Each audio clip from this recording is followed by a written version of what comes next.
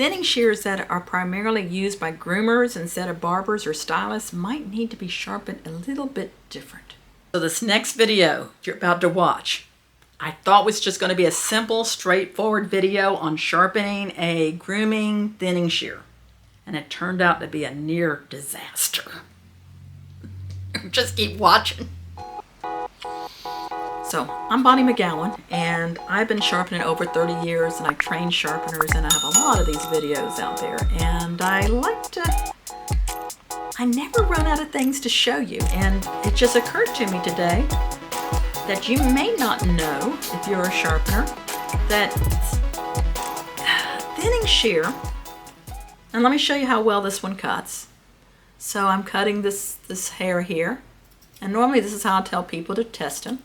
Is cut. It pulls a little bit here, but it's not too bad. And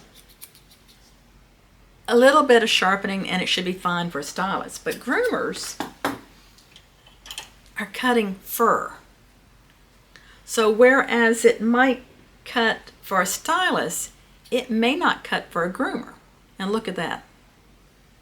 It just folds. It's not doing anything. So let's get with it. So today I'm sharpening these shears with my Sharpening Junior. We have two different machines that I use, and I just thought I would use a Sharpening Junior today because I haven't been using this one. We know this shear needs sharpening. A good thing to test it on is Bounty paper towels, and you see it's not cutting the Bounty. So I'm going to take it apart.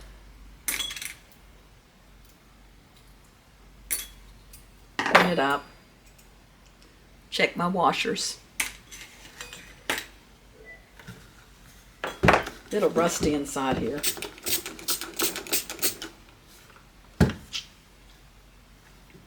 These come to me through the mail. I do not want to compete with you local sharpeners.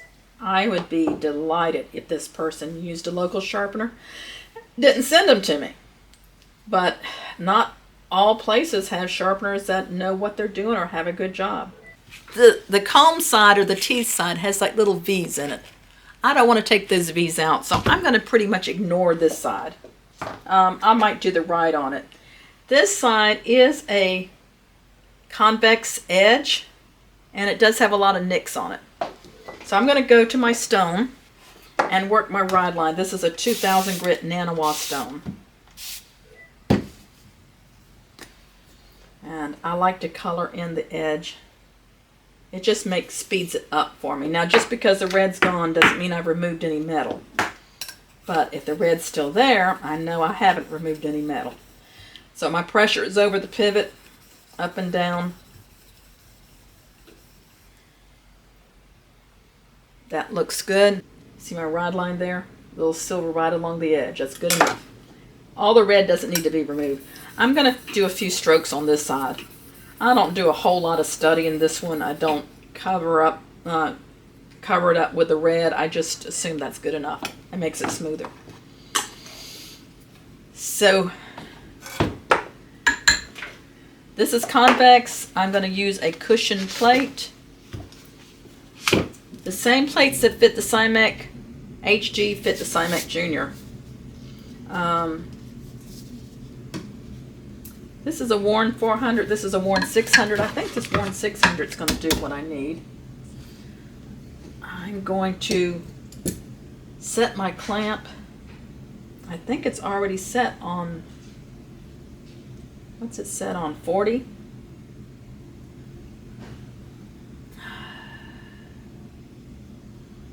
Looks like it's a little bit above 40. I'm going to put it right at 40. It may have been 45 from the factory, but usually for dog groomers, a 40 is going to be fine. I land up and then roll to the edge. Let's see if that's at the, yeah, that's pretty much it.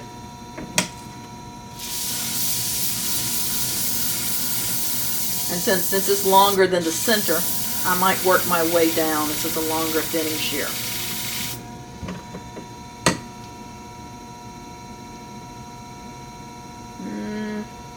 I'm getting back here but not up here. Now watch what I do. This is kind of a trick.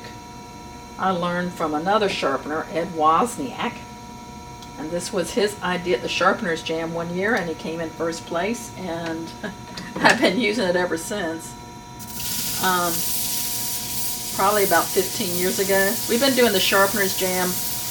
This year will be 26 years. We're going to have it in August. Usually it's July, August. The dates might change each year. But it's a convention of sharpeners. Some of it's free, some of it you need to pay extra for. And the biggest part is the contest on who has the best idea.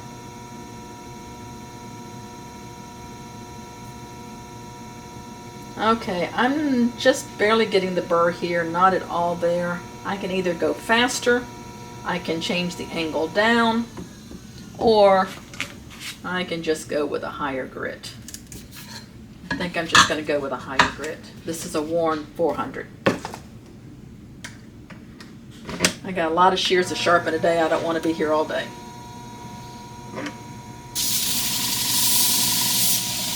Something about it angled in my clamp helps me get the burr at the tip a little bit better.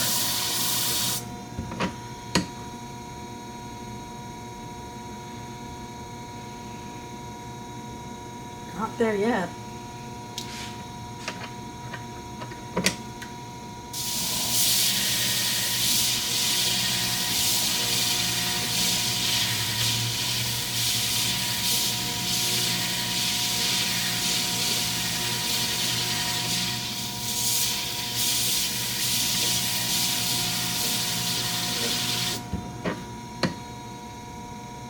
Now, if you're using the Sharpening Junior, you probably ought to stand up because this dust is blowing in my face.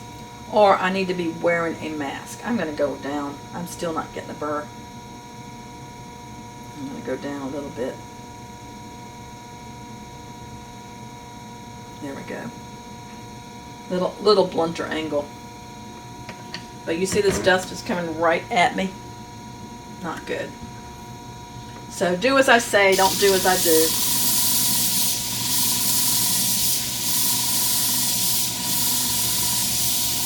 I'm 68 years old. I've been sharpening since I was about 35. Was in the knife business before that. Taught school for a while. Before that. And so far my lungs are pretty good.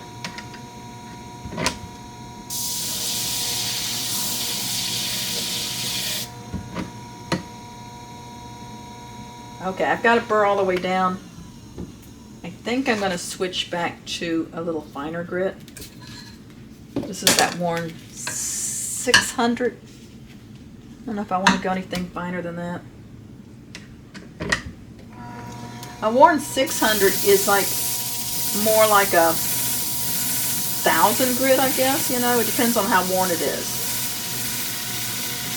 So all I'm doing now is getting more of these scratches out. Still seeing a little bit right up there at that, right up there, the entrance.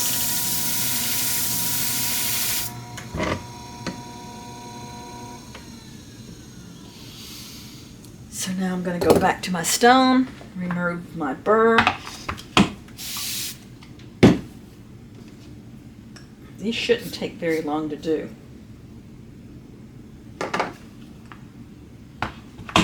And now I'm going to my polishing pad. I've got diamond spray on it and I've got white polishing compound, which I could put more on there, but feels like plenty right now. And I'm going to angle my clamp up a little bit higher. It's easier to do this on the HD than it is on the Sharpening Junior. So a lot of times if I'm sharpening the Sharpening Junior, let's say I'm at a school or a salon or hair show or something, and I decide to bring this machine because it's smaller, I might just freehand it. The idea is that you don't want to roll over that edge. You don't want to roll over the edge, but you want to come up close enough to it that any outside burr you might have created will disappear. You can kind of feel for that with a microfiber cloth, and that feels nice and smooth. If you freehand it, you've just got to be careful how close you bring it to the edge. So I'm cleaning this up with alcohol.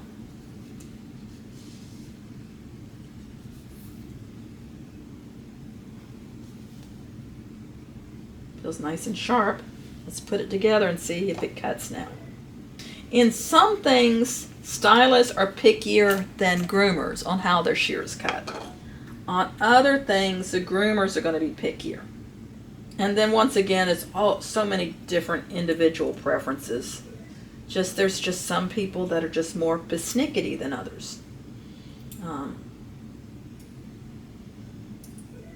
And always like the challenge of pleasing those people.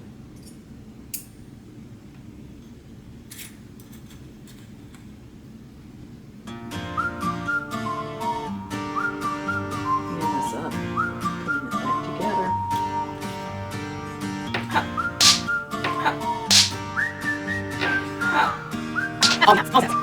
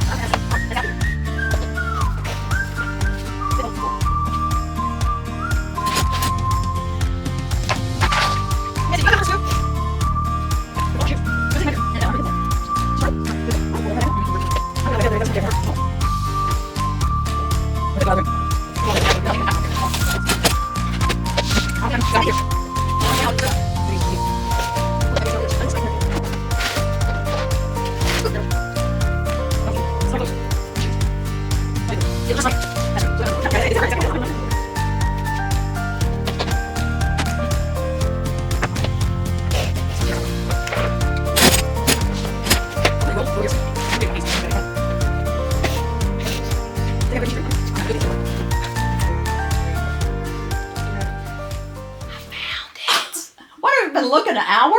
Yeah, it was in a crack. I have swept the floor.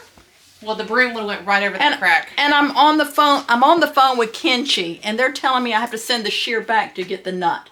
Well, I found it. So, but you found it. Got it. Had to be here. Thank you. I was so upset I had a nosebleed. Moral to this story is make sure wherever you're working, you can't drop the screw. Here, you want to hold it and let me put these back together? It doesn't matter. Okay, where'd you put it? It's right here. Thank you, Misty. Where was it? It was like... You see where there's like a crack in the floor down there? You see the very back board? Yeah. Right there next to the leg. So even sweeping it, I wouldn't have got it. Yeah, because it would have went right over it. Okay, let's put it back together. Let's hope they cut after all this mess. Oh, since I was shooting this video, I got these in to fix. I don't think I can fix those. Look at those. Those fell on the floor and they stepped on it. Let's put this back together. So a couple of things we learned from this.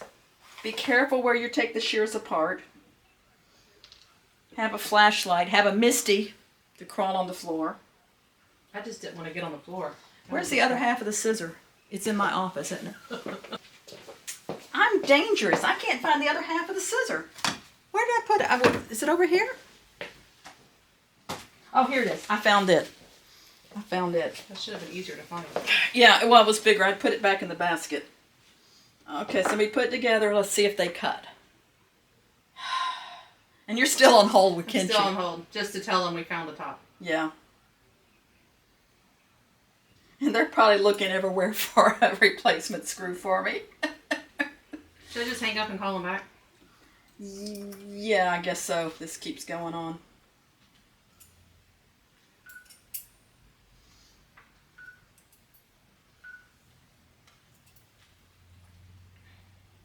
That's it.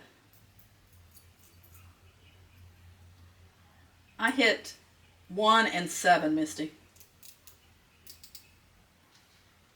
And undoubtedly Sammy's not there. He's probably at a dog show. Alright, so These did not cut the bounty towel before. They cut the bounty towel. Just give me a person. Too many menus. And then